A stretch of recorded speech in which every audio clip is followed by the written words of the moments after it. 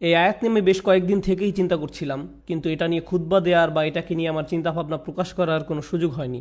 বেশ কিছুদিন ধরেই আমি এই আয়াত নিয়ে চিন্তা করছিলাম, কারণ সামাজিক যোগাযোগের মাধ্যমে বা বিশ্বের বিভিন্ন দেশের মানুষজনের সাথে সরাসরি সাক্ষাতের মাধ্যমে আমার অনেক মানুষের সাথে আলাপ হয়েছে।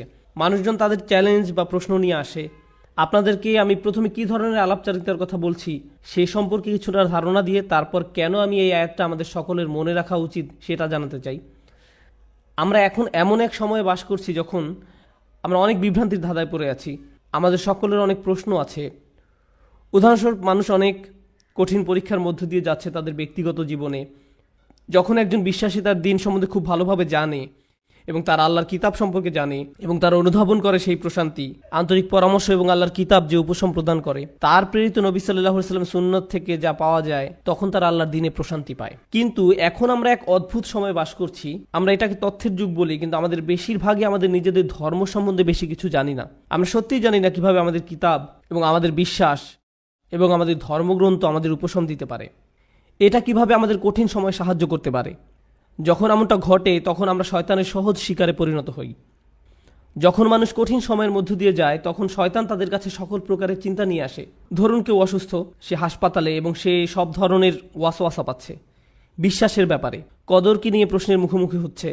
মানুষ চাকরি হারিয়ে ফেললে, বিয়েটা সুখকর না হলে, লেখাপড়ার ক্ষেত্রে মুশকিল দেখা দিলে, আপনি যে সমস্যার মধ্যে দিয়ে যান না কেন, বা স্বাস্থ্য সংক্রান্ত কিছু হতে পারে, এমন ক্ষেত্রে প্রশ্ন করতে শুরু করা খুব সহজ। আল্লাহ কি আদৌ আমাকে ভালোবাসেন? তিনি কেন আমার সাথে এমন আচরণ করছেন? আমার কি দোষ ছিল যে আমি এই সমস্যায় পড়ব? আমি এত দোয়া করলাম, আল্লাহ তাতে সাড়া দিলেন না, সে কোনো পরোয়াই করলেন না।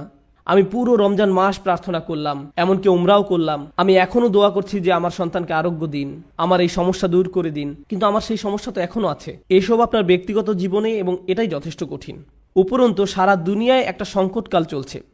উদাহরণস্বরূপ, আপনাদের অনেকের পরিবার সিরিয়ায় আছে, বা সারা দুনিয়ায় সিরিয়ার মতো জায়গায়, যে জায়গাগুলো পুড়ছে, যেখানে পরিবার নিরাপদ নয়, সন্তানেরা নিরাপদ নয়, যেখানে সব ধরনের মানবিক বিপর্যয় ঘটে চলছে এবং মানুষ মারা যাচ্ছে। ব্যাপারটা অনেকটাই যেন রাসূল সাল্লাল্লাহু আলাইহি ওয়াসাল্লামের বাণীকে পূর্ণ করার জন্য, যে হত্যাকারী জানবে না যে সে কেন মারছে, আর যাকে হত্যা করা হচ্ছে সেও কারণটা জানবে না। এমন এক সংকটময় পরিস্থিতিতে অনেক মানুষ প্রশ্ন করা শুরু করে যে কেন আমরা ব্যক্তিগত জীবনে তো বটেই, এমনকি সারা দুনিয়ায় পাগলাটে ঘটনা ঘটে চলছে। এই সব কিছুতে আল্লাহ কোথায়? তিনি কি এইসব সমস্যা দূর করতে পারেন না? এমন তো না যে আমরা দোয়া করছি না। কুনুতে নাজিলা প্রতি রাতেই সারা দুনিয়ায় মসজিদে পড়া হচ্ছে।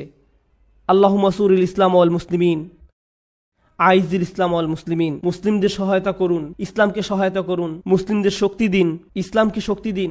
হে আল্লাহ, আমাদের দিনের শত্রুদের বিরুদ্ধে শক্তি দিন। মনে হচ্ছে যে শত্রুরা দিন দিন আরো শক্তিশালী হচ্ছে আর বেশি বেশি করে রক্তপাত ঘটাচ্ছে। সেই মুহূর্তে কোনো ব্যক্তি তার ধর্ম নিয়ে খুবই হতাশ হয়ে যায় এবং চিন্তা করা শুরু করে এসবের কোনো মানে হয় না, আমি কেন দোয়া করব, কিছুই তো বদলাবে না। এটা কিন্তু আসলে খুব সার্বজনীন একটা সমস্যা।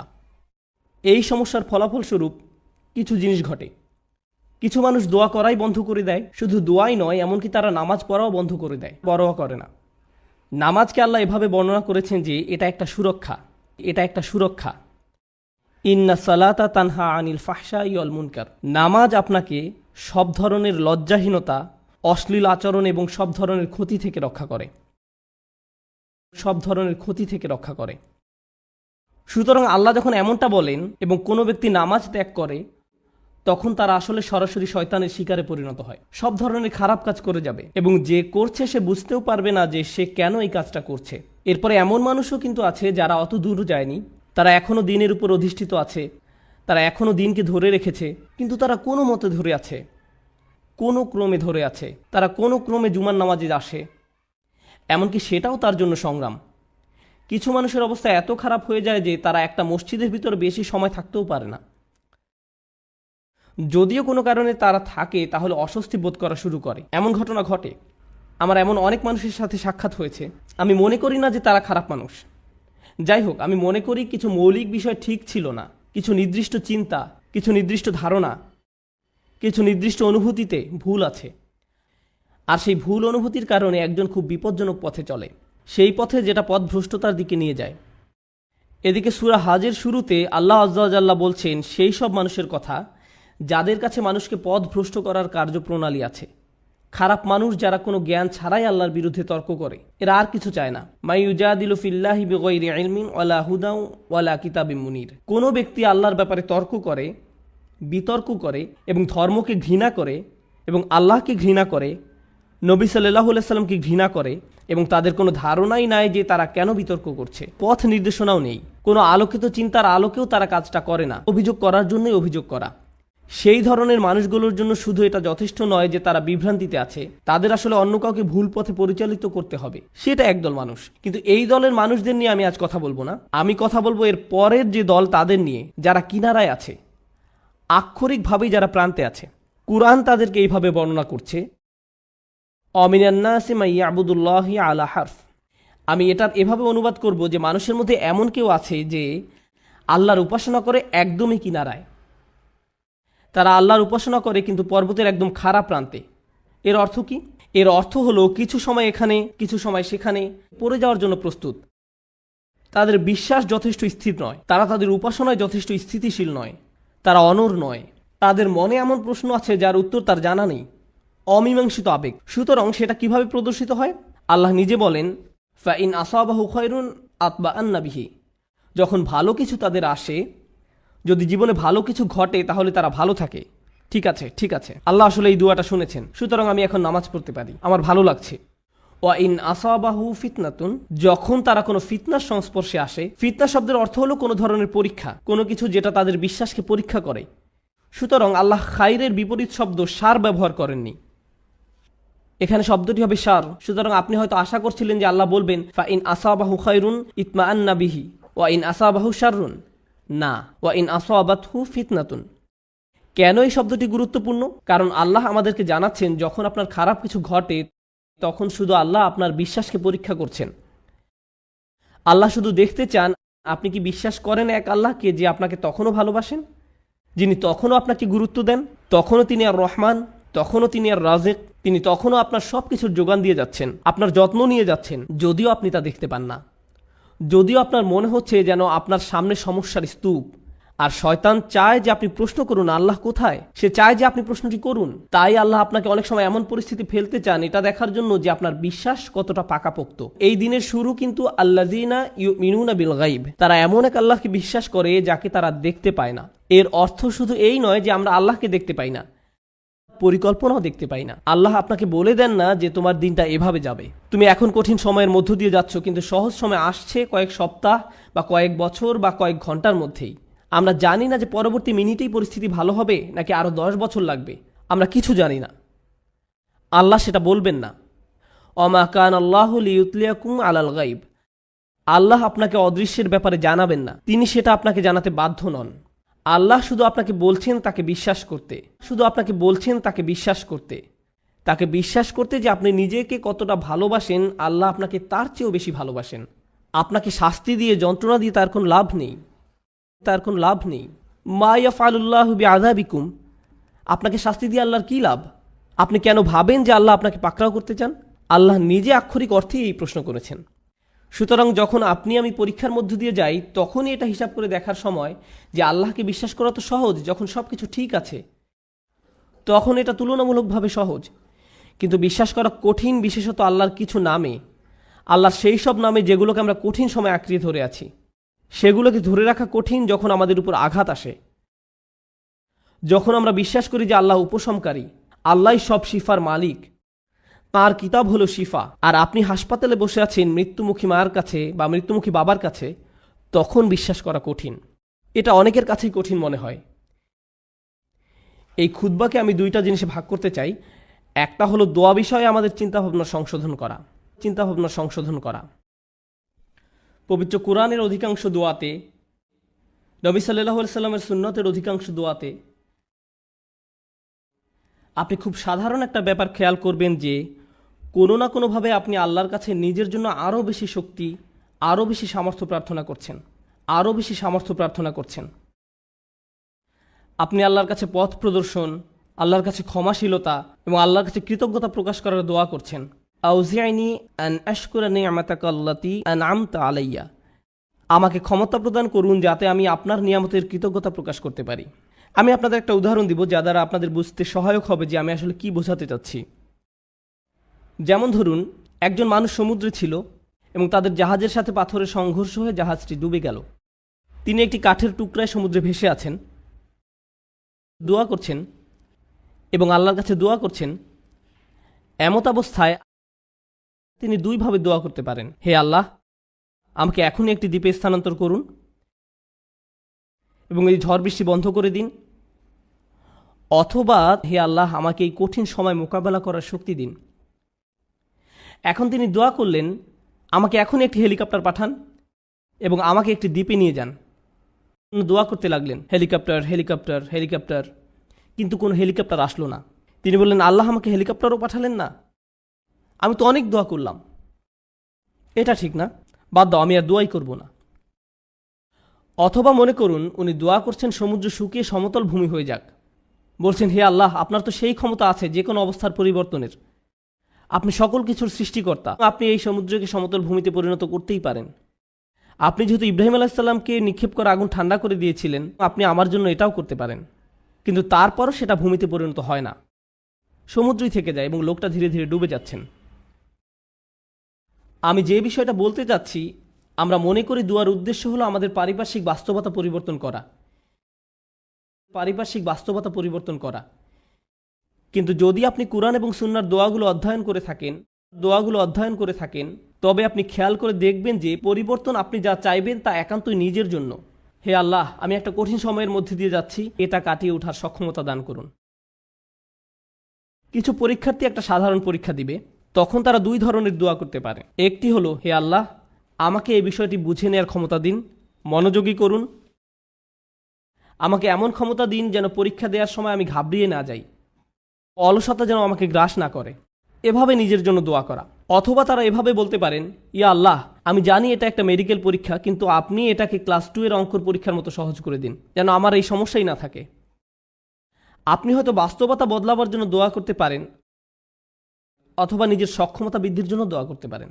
বেশিরভাগ মানুষ যারা ধর্মবিশ্বাসে দুর্বল, তারা নিজেদের ক্ষমতা বৃদ্ধি বা নিজেদের পরিবর্তন চায় না, এবং আল্লাহর কাছেও তাই চায়। কিন্তু আসলে কি সেই পরিবর্তন হয় না? এবং যখন পরিবর্তন হয় না, তখন তারা আল্লাহকে দোষারোপ করে, কেন আপনি আমার পৃথিবীকে পরিবর্তন করেননি, কেন আপনি সবকিছুকে আমার জন্য সহজ করে দেননি। আপনি যদি চান বাস্তবতা আপনার পক্ষে থাকবে, তাহলে আপনাকে সত্যিকারভাবে শিখতে হবে কিভাবে আল্লাহর কাছে সমর্পিত হতে হয়। এমন নয় যে যখন কিছু প্রয়োজন, কোনো সমস্যা, তখনই আল্লাহর কাছে সাহায্য চান, বরং আপনি আল্লাহর কাছে সব সময় আসবেন, আপনাকে সব সময় তার কাছে সমর্পিত হতে হবে। এভাবে এই মনোভাবের উন্নতি হবে এবং এমন একটি সময় আসবে যখন বাস্তবতা আমাদের কাছে আত্মসমর্পণ করবে, আর সেই সময় হলো যখন আমরা আল্লাহর সাথে মিলিত হব। লাহুম মা ইয়াশাউন।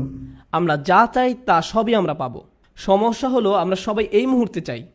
আল্লাহ বলছেন, আমি তোমাদের সবই দিব, কিন্তু এখন তোমরা কিছু ভালো অভিজ্ঞতা অর্জন করবে এবং কিছুটা পরীক্ষায় পড়বে। আর একমাত্র যে কারণে তিনি আমাদের পরীক্ষায় উপনীত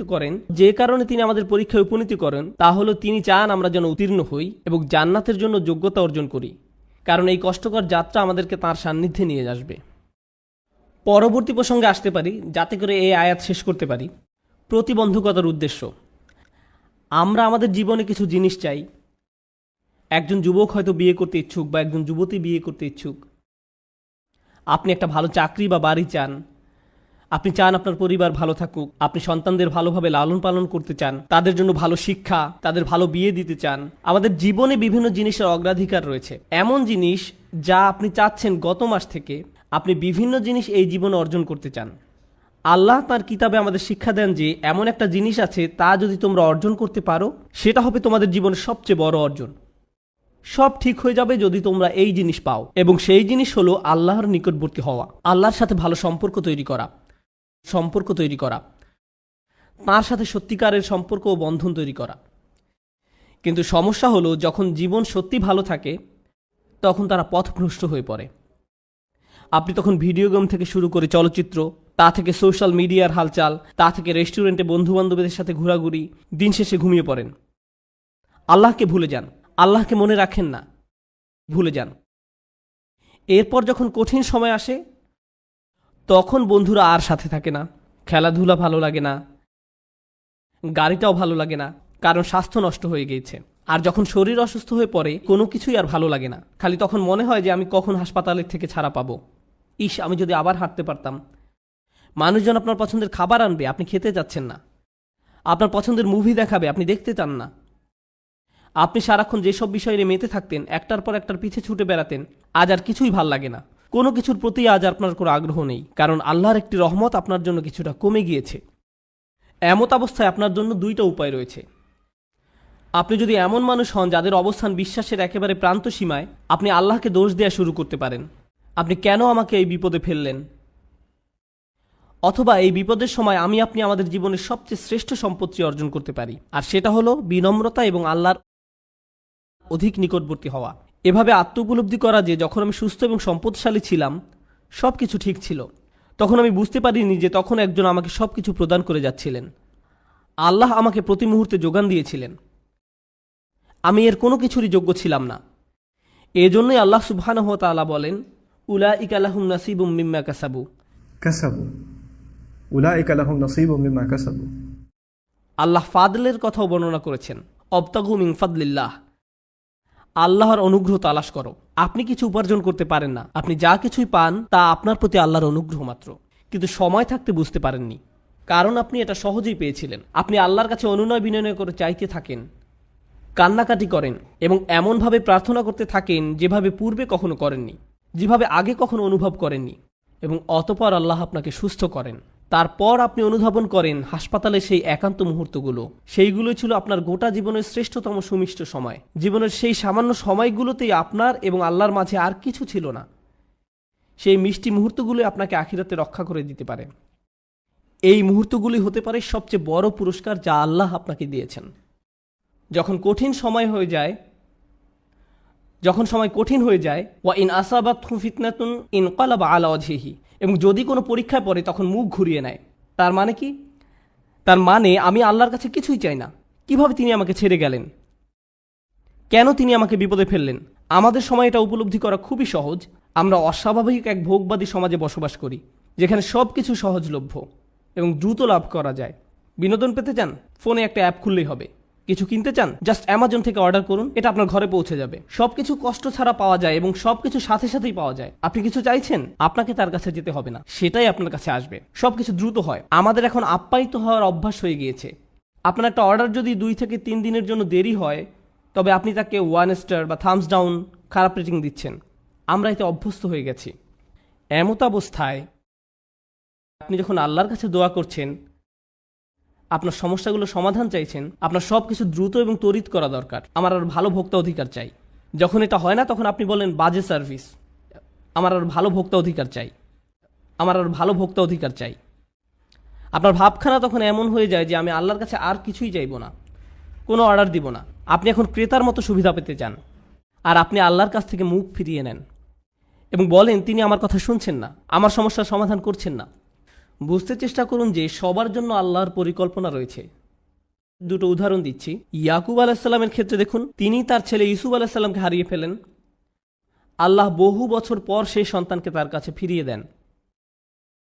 আবার মুসা আলাইসাল্লামের ক্ষেত্রে মুসা আলাইসাল্লামের মা তার সন্তান হারিয়েছিলেন, কিন্তু কয়েক ঘন্টার ব্যবধানে আল্লাহ সে বাচ্চাটাকে ফেরত দেন। কেননা কয়েক ঘন্টার মধ্যেই যখন বাচ্চাটা ক্ষুধার্ত হয়, পরবর্তী খাবার সেই একই মায়ের কাছ থেকেই পায়, কারণ সে অন্য কারো কাছ থেকে খাবে না। আমি কি বলতে চাচ্ছি? এই জগতে আল্লাহ কখনো কখনো নিমেষেই আমাদের বিপদমুক্ত করেন, আবার কখনো বা বহু বছর পরে বিপদমুক্ত করেন, কিন্তু প্রতি ক্ষেত্রেই আল্লাহ ভালোর জন্যই করেন। আমি কি বলতে চাচ্ছি? ভালোর জন্যই করেন। আমি বিশেষত ইয়াকুব আলাইসাল্লামের গল্পটা পছন্দ করি, কেননা এই ঘটনার কল্যাণকর দিকগুলো চিন্তা করে দেখুন একবার। এত বছর ধরে বাবা কাঁদলেন এবং প্রায় নিজের দৃষ্টিশক্তি হারিয়ে ফেললেন, তাই না? কোরআনের ভাষা অবিয়াদ্দা তাই না হু। কোন কোন আলেম যেমন আলুসি রহমতুল্লাহ মন্তব্য করেন তিনি কাঁদতে কাঁদতে অন্ধ হয়ে গিয়েছিলেন। এখন এই পুরো সময়টা জুড়ে ইউসুফ আলাইসাল্লাম কোথায় ছিলেন? তিনি ছিলেন জেলে। প্রথমত তিনি ছিলেন শিশু শ্রমিক এবং বড় হওয়ার পর জেলে যান, বহু বছর জেলে কাটান। হয় তিনি ছিলেন শিশু শ্রমিক, নতুবা তিনি জেলের কয়েদি হিসাবে জীবনযাপন করেন। প্রথমত তিনি ছিলেন শিশু শ্রমিক, নতুবা তিনি জেলের কয়েদি হিসাবে জীবনযাপন করেন। সুন্দর জীবন ছিল না, এটা সুন্দর জীবন নয়। কিন্তু এরপরও যখন তিনি রাজার স্বপ্নের অর্থ বলেন এবং সেই স্বপ্নের অর্থ হয় যে পুরো অর্থনীতিতে 7 বছরের মধ্যে ধস নামবে, মানুষজন দুর্ভিক্ষে মারা যাবে, একজনই তখন সেই সমস্যার সমাধান জানতেন, তিনি হলেন ইউসুফ আলাইহিসসালাম। যদি তিনি জেলে না থাকতেন তাহলে রাজাকে সাহায্য করতে পারতেন না। বুঝতে পেরেছেন? যদি ইউসুফ আলাহিসাল্লাম পুরোটা সময় নিজের বাবার সাথে কাটাতেন তাহলে এমন ঘটনা ঘটতো না। তাই এখন যেহেতু তিনি সেখানে রয়েছেন এবং স্বপ্নের ব্যাখ্যা দেন এবং বলেন আমিই পারবো সমস্যার সমাধান করতে, আমাকে সম্পদ রক্ষার দায়িত্ব দিন, আমিই পারবো সমস্যার সমাধান করতে, আমাকে সম্পদ রক্ষার দায়িত্ব দিন, এবং তিনি যখন এই কাজগুলো সম্পাদন করেন তখন কি হলো? লাখ লাখ বাবা মাকে আর কাঁদতে হয়নি, কারণ তাদের সন্তান ক্ষুধার যন্ত্রণায় মৃত্যুবরণ করেনি। একজন বাবা তার সন্তানের জন্য বহু বছর কাঁদলেন, কিন্তু তার একার কান্নায় আল্লাহ হাজার হাজার পরিবারকে কান্না থেকে বাঁচিয়ে দেন। কারণ তিনি যদি অর্থনীতি এবং ফসল না বাঁচাতেন, পুরো দেশটাতে খরা হতো, মানুষ দুর্ভিক্ষে মারা যেত এবং যুদ্ধসহ বিভিন্ন সমস্যার সূত্রপাত হতো। কখনো কখনো আপনি যে সমস্যার মধ্য দিয়ে যান সেটা শুধু আপনার নিজের জন্যই কল্যাণকর নয়, সেটা অনেকের জন্য সাদকায় জারিয়া পরিণত হতে পারে। আপনি সেটা জানেন না, কিন্তু আপনার ইমানের অবস্থা যদি নড়বড়ে হয়, আল্লাহর উপর আপনার এমন বিশ্বাস থাকবে না। আর তাই এই নড়বড়ে ইমানের কারণেই আপনি আল্লাহর দিক থেকে মুখ ফিরিয়ে নেবেন। তারপর আল্লাহ বলেন খসিরত দুনিয়া ওয়াল আখিরা। যখন মানুষ এমন করে তখন তারা এই দুনিয়া এবং পরকাল উভয়টাই হারায়। এর মানে কি? আপনি যদি নিজেকে ধরে রাখতে পারেন, দেখুন আল্লাহ বলছেন লাকাদ খলাকনাল ইনসানা ফি কাবাদ, নিঃসন্দেহে আমি মানুষকে সৃষ্টি করেছি কষ্ট ক্লেশের মধ্যে। আপনি আল্লাহকে বিশ্বাস করুন আর নাই করুন, আপনার জীবনে চ্যালেঞ্জ থাকবেই। আপনি আল্লাহকে বিশ্বাস করুন আর নাই করুন, জীবিকা উপার্জন করতে আপনাকে প্রচুর পরিশ্রম করতে হবে, অসুস্থতার সাথে লড়াই করতে হবে। এই জীবনটা এমন নয় যে বিশ্বাসীরা এখানে বিলাসী জীবনযাপন করবে আর অবিশ্বাসীরা কষ্টে থাকবে। আল্লাহ সব মানুষকেই কষ্ট ক্লেশের মধ্যে সৃষ্টি করেছেন, তিনি এটাই বলছেন। এখন আপনি যদি ইমানের সাথে এই কষ্ট ক্লেশ অতিক্রম করতে পারেন, তাহলে এই জীবনে যেমন আপনি সফলতা লাভ করবেন, তেমনি পরকালীন জীবনেও সফল হবেন। আপনি এমন মানসিক প্রশান্তি লাভ করবেন যা অবিশ্বাসী কারো পক্ষে লাভ করা সম্ভব না। আপনি এবং অবিশ্বাসী দুজনই অসুস্থ, কিন্তু আপনি অসুস্থ থাকা সত্ত্বেও প্রশান্তি লাভ করেন আর সে কোনো প্রশান্তি পায় না। আপনি এবং অবিশ্বাসী দুজনে একই ধরনের অর্থনৈতিক সমস্যায় থাকবেন, একই ক্ষুধায় থাকবেন, তারপরেও আপনার অন্তর প্রশান্ত। এত কিছুতে আল্লাহ আপনাকে শান্তি দিচ্ছেন, পুরস্কৃত করছেন, শান্তি দিচ্ছেন। তিনি এখনও আপনাকে রক্ষা করছেন। যারা বিপদে পড়লে আল্লাহর দিক থেকে মুখ ফিরিয়ে নেয়, তাহলে আপনি এই দুনিয়ায় শান্তিও হারাবেন, তো আখেরাতে তো হারাবেনই। খসিরাত দুনিয়া ওয়াল আখিরা। আল্লাহর নিকট এই বলে দোয়া করি, রব্বানা আতিনা ফিদ দুনিয়া হাসানা ও ফিল আখিরাতে হাসানা। হে আমাদের রব, আমাদের দুনিয়ায় হাসানা দান করুন এবং পরকালের হাসানা দান করুন। এখানে হাসানা শব্দের উপযুক্ত অর্থ হলো যখন আপনি আল্লাহর কাছে জীবনের জন্য ভালো কিছু চান, অর্থাৎ ভবিষ্যতের জন্য ভালো চাওয়া, আখিরাতের জন্য চাওয়া একই সময়। এটা হলো রব্বানা আতিনা ফিদ দুনিয়া হাসানা ও ফিল আখিরাতে হাসানা। এবং এই কারণে অফিল আখিরাতে হাসানা, ফলশ্রুতিতে আখিরাতের কল্যাণ, যেটা ভিতর বাহির উভয় দিক থেকেই সুন্দর। অফিল আখিরাতে হাসানা। তো আল্লাহ বলেন যালিকা হুয়াল খুসরানুল মুবিন, এটি হলো সুস্পষ্ট ক্ষতি। কোরআনে ক্ষতির জন্য 3টি শব্দ ব্যবহার করা হয়েছে। আল্লাহ ব্যবহার করেছেন খুসর, ইন্নাল ইনসানা লাফি খুসর। তিনি ব্যবহার করেছেন খাসারান এবং খুসরান। খুসরান হলো মাজদার, সিগাতুল মুবালাগা, চরম পর্যায়ের ক্ষতি, কল্পনাতীত ক্ষতি। আল্লাহ তাআলা যত ক্ষতির কথা বলেন তার মধ্যে সবচেয়ে খারাপ হলো এটা। এমন একজন যে সত্যিকারের ইমানদার ছিল, যখন সময় খারাপ হয়ে পড়ে তখন ইমান হারিয়ে ফেলে, যার ফলে সে এই জীবন এবং পরকাল উভয়টাই হারায়। তার কিন্তু সব ছিল, আল্লাহ তার জন্য সব সাজিয়ে রেখেছিলেন, তার জন্য সব সাজিয়ে রাখা হয়েছিল। সুতরাং আমি এই কথা বলে শেষ করছি। আল্লাহ আযজা ওয়া জাল্লা বর্ণনা করেন আল্লাযীনা ইয়ারিসুনাল ফিরদাউস, তারা ফিরদাউসের উত্তরাধিকার লাভ করবে। অবাক করা শব্দ। আল্লাহ অনেক জায়গায় বলেন তারা জান্নাতে প্রবেশ করবে, কিন্তু সূরাতুল মুমিনে আল্লাহ বলেন তারা জান্নাতের উত্তরাধিকার লাভ করবে। আপনারা জানেন উত্তরাধিকার হলো তা যা আপনি আপনার পূর্বপুরুষের কাছ থেকে পেয়ে থাকেন। আপনার পরিবার এটার মালিক ছিল। রাসূল সাল্লাল্লাহু আলাইহি ওয়াসাল্লাম আসলে এটাকে এভাবে বর্ণনা করেছেন। এর 2টি ব্যাখ্যা রয়েছে। জান্নাত আমাদের পিতা আদম আলাইহিস সালামকে দেয়া হয়েছিল, তাই আমরা এর জন্য ইতিমধ্যে যোগ্যতা সম্পন্ন, ইতিমধ্যেই। সুতরাং আমরা মিরাস হিসাবে সেখানে দাখিল হব, আমরা উত্তরাধিকার সূত্রে এটা লাভ করব। কিন্তু আরেকটি সুন্দর হাদিস আমি পেয়েছি যখন আমি এটা নিয়ে অধ্যয়ন করছিলাম, ফিরদাউস নিয়ে পড়ছিলাম। রাসূল সাল্লাল্লাহু আলাইহি ওয়াসাল্লামের এক বিস্ময়কর হাদিস। রাসূল সাল্লাল্লাহু আলাইহি ওয়াসাল্লাম বলেন আল্লাহ জান্নাতুল ফিরদাউসের সকল মানুষের জন্য ঘর তৈরি করে রেখেছেন। আল্লাহ জান্নাতুল ফিরদাউসের সকল মানুষের জন্য ঘর তৈরি করে রেখেছেন, সকল মানুষের জন্য, শুধুমাত্র বিশ্বাসীদের জন্য না। কিন্তু কিছু মানুষ ওখানে যেতে চায় না। বিশ্বাসীরা যখন যাবে তখন তারা অনেক খালি ঘর দেখতে পাবে, সুতরাং তারা সে ঘরগুলো উত্তরাধিকার সূত্রে পাবে। আল্লাহ আমাদেরকে তাদের অন্তর্ভুক্ত করুন যারা উত্তরাধিকার সূত্রে জান্নাতের ঘর পাবে। তাদের নয় যাদের ঘর খালি থাকবে। যে ঘর আল্লাহ আমাদের জন্য বানিয়েছেন সেগুলো এখনই সেখানে আছে। আপনার প্রতি আল্লাহর প্রত্যাশা রয়েছে যে আপনি সর্বশ্রেষ্ঠ জান্নাতে প্রবেশ করতে পারবেন, সুতরাং এটা নষ্ট করবেন না। দুর্বল ঈমান নিয়ে থাকবেন না, আল্লাহর প্রতি নিজের বিশ্বাস হারাবেন না। জীবনের কঠিন সময়গুলোকে এভাবে দেখুন, আল্লাহ দেখতে চান আপনি সেই ঘরগুলোর জন্য কতটুকু মূল্য দিতে চান। আল্লাহ আমাদের কঠিন সময়গুলো তার সহায়তায় পার করার তৌফিক দিন, এবং যাতে আমরা কখনোই কোনো পরিস্থিতিতেই তার উপর থেকে বিশ্বাস না হারাই। বারাকাল্লাহু লি ওয়া লাকুম। আসসালামু আলাইকুম ওয়া রাহমাতুল্লাহি তাআলা ওয়া বারাকাতুহু।